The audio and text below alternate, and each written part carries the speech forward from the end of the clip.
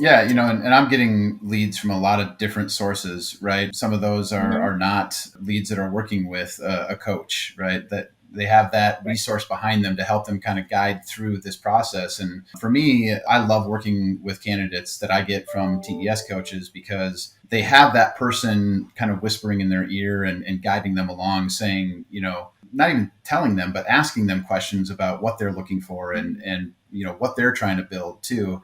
And I think the thing is, whether it go forward with Ori'Zabas or not, that does the job. That does the trick, right? Because I don't necessarily want to work with candidates that, this is not the right fit for either. So if this is not the right fit, I can also sniff that out with the coach during this process as well. So there's a lot of good aspects, I think, of working with a TES coach in particular, that they just seem to set their candidates up so well for this process and really drive into exactly what they're looking for, and then find within the plethora of possibilities that they have at their disposal, of different brands they can introduce to that candidate. I think it really they can dwindle it down pretty quickly into, this is what my candidate's looking for, this is what they want. And then when I start working with them, obviously we go through that discovery process, and ultimately if it works out well, like it did here with this candidate in San Antonio, great. But conversely, if it's if they want to go down a different path, with a different brand that suits them more, great. Because that could have maybe caused problems later on if their heart really wasn't into it, and this wasn't the right fit for them too. So